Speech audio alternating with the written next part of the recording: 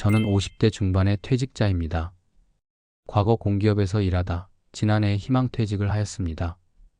남들은 공기업, 그렇게 좋은 직장을 왜 때려치고 나왔냐고 하지만 뭐든 직접 경험해보지 않고는 모르는 내막들이 많이 있는 것 같습니다. 저는 나란 일 하는 사람들과 만나는 게 너무 스트레스였습니다. 저희가 하는 일에 대해 수시로 보고도 하고 설명도 하고 그래야 하는데 그 과정이 쉽지가 않았습니다. 그런 이야기는 시국이 시국인지라 여기까지만 하겠습니다. 분명한 것은 그저 월급장이 직장인 입장에서 같이 일하기가 힘들었다는 사실입니다. 그 외 민원도 대단했고 아무튼 이러다가 내 명대로 살지 못할 수도 있겠다는 생각마저 들더군요. 그래서 오랜 고민 끝에 퇴직을 하고 더 늦기 전에 다른 일을 해볼 결심을 하였습니다. 저는 자연을 좋아합니다.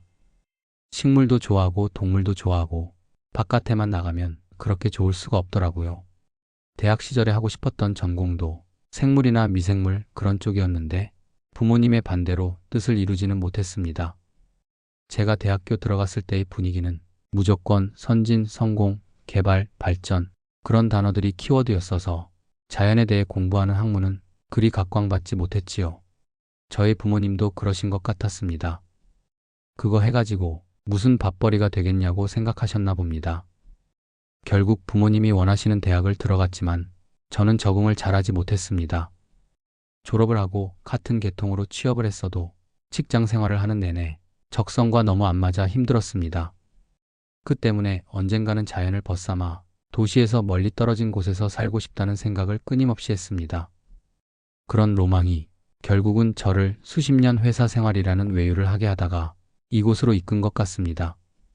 제가 있는 이곳은 바로 황학도라는 섬입니다. 대한민국 국민들 중에서 이 섬 모르시는 분들 아마 안 계실 겁니다. 다만 섬의 규모가 그리 크지 않고 더욱이 저 같은 외지인은 몇 명 안 되다 보니 섬의 이름을 직접적으로 거론하면 저란 사람이 드러날 수가 있어서 부득이 가명을 사용하는 점은 양해 부탁드리겠습니다. 저는 퇴직하고 석 달 뒤쯤에 이곳에 들어왔습니다. 이 섬은 인구가 3,000명쯤 되는 지역으로 면적은 여의도의 4, 5배 정도입니다.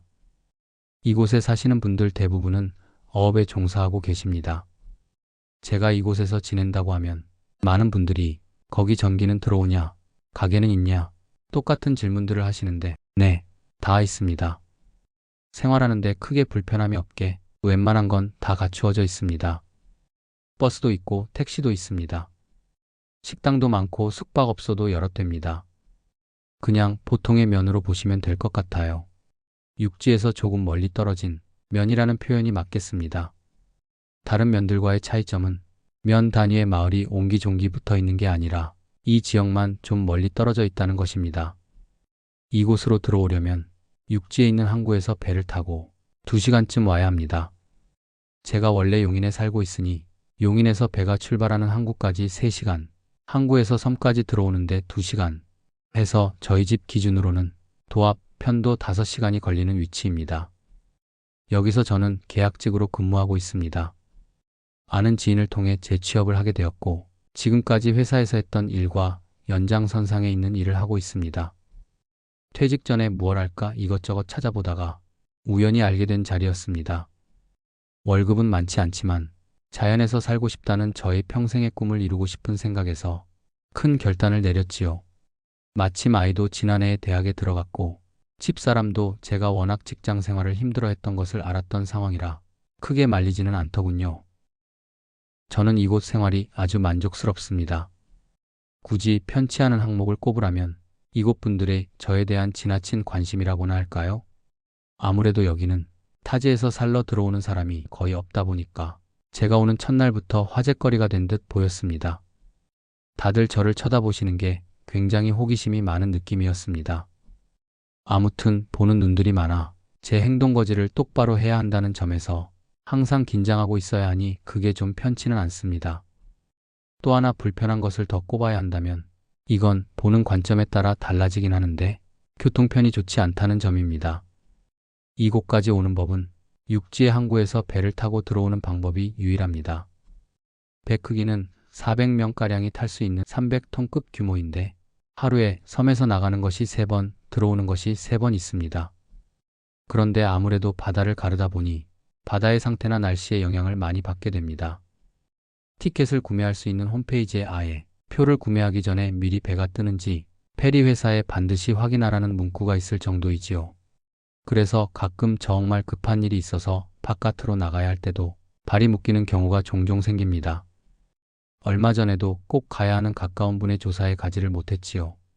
급하게 연락을 받고 휴가 허락을 받았지만 배가 뜨지 않아 결국은 인사를 드리지 못했습니다. 이러다가 부모님께서 편찮으시거나 큰일을 당했을 때도 제 시간에 맞춰서 가지 못할까봐 걱정이 됩니다. 교통편이 좋지 않아 발생되는 문제는 더 있습니다. 이곳에 있는 의료시설은 보건소와 작은 개인 병원 하나가 전부입니다. 보통 상시로 관리하는 질환을 가지고 있으면 주기적으로 바깥을 오가며 관리할 수 있지만 불시에 나타나는 증상에는 대처를 할 수가 없지요. 저도 전에 듣기만 했는데 몇 년 전 이곳에서 식당을 운영하시는 70세 어르신이 일하시다가 난데없이 쓰러지셨다고 하더라고요. 뇌혈관 질환이 의심이 되어 빠른 시간 안에 큰 병원에 가야 했는데 바로 떠나는 배가 없어서 골든타임을 놓치는 바람에 결국 손도 써보지 못하고 고생만 하시다가 운명을 달리하셨다는 이야기를 들었습니다. 그 어르신 칼국수집 하셨는데 평상시에도 면을 직접 손으로 밀고 뽑을 정도로 건강하셨다 그러더라고요. 그런 분이 갑작스레 쓰러지셔서 동네 분들 모두가 놀랐다고 했습니다. 서울 사는 작은 아들이 사업을 정리하고 내려와 어르신이 하시던 가게를 이어받았는데 그분 손맛을 도저히 못 따라갔는지 몇 달 영업하고 가게를 접었다는 이야기도 들었습니다. 저도 그래서 이곳 섬에 들어올 때는 매일 챙겨 먹어야 하는 약들을 넉넉하게 준비해 가지고 옵니다. 며칠 배가 안 떠도 문제 없을 만한 상당한 양을 챙겨오지요. 그런 위급한 상황을 제외하면 교통편이 안 좋다고 해서 특별히 어려울 것은 없습니다. 오히려 가기 싫은 곳은 적당히 핑계대서 안 간다거나 하는 식으로 유용하게 활용할 수도 있으니까 말이죠. 아무튼 그런 교통편 상황 덕분에 저는 이번 명절을 이곳에서 혼자 보내게 되었습니다. 진작에 표를 끊어두긴 했는데 폭풍주의보가 떨어졌네요. 어째 요사이 날씨가 심상치 않아 보여 위태위태했는데 아니나 다를까 육지로 오가는 배가 전면적으로 운행이 중단되었습니다. 이번에 올라가면 만날 사람도 있었고 볼 일도 많았는데 모두 취소하였습니다. 지난번 추석 때도 비슷하더니 올 구정에도 여지없네요. 그래도 한번 경험이 있어서인지 아주 당황스럽거나 그러지는 않습니다. 간만에 여유를 가지면서 바다나 바라보고 바람이나 쐬고 긴 연휴 그래도 시간이 남으면 동네 분들 일이나 도우며 그렇게 지내려고 합니다. 먹는 거야 주변 분들이 오며 가며 챙겨주시기도 하실 테니 부족함은 없을 것 같습니다. 뭐 안 갖다 주셔도 배만 채우면 그만이지요. 저는 은근 샤이한 편이라 먼저 누구에게 다가가는 성격이 못 되는데 한두 번 인사를 나눈 분들은 꼭 그렇게 때마다 챙겨주십니다. 가끔은 혼자 있을 때 불쑥 찾아오시는 분까지 있으셔서 그럴 땐 솔직히 조금 난감하긴 합니다. 저는 저만의 시간이 좋거든요. 제가 이곳 섬에 들어온 이유이기도 하지요. 여튼 저는 지금 선택에 후회는 없습니다. 계약직이긴 하지만 분위기를 보아하니 더 연장될 것 같습니다. 의외로 제가 있는 자리에 지원하는 사람이 많지 않았다고 그러더라고요. 월급이 많은 것도 아니고 기존에 생활하던 거 다 정리하고 와야 하니까 흔히들 선호하는 직업은 아닌가 봅니다. 저는 이곳에서 하는 데까지 해보려 합니다. 사람들 북적거리는 곳을 떠나고 싶었으니 일단은 평생의 꿈은 이루었고 앞으로도 꿈이 변하지 않는다면 오래 머물려 합니다. 그러려면 건강해야겠지요. 여러분들도 모두 건강하시길 바랍니다. 새해 복 많이 받으시고요.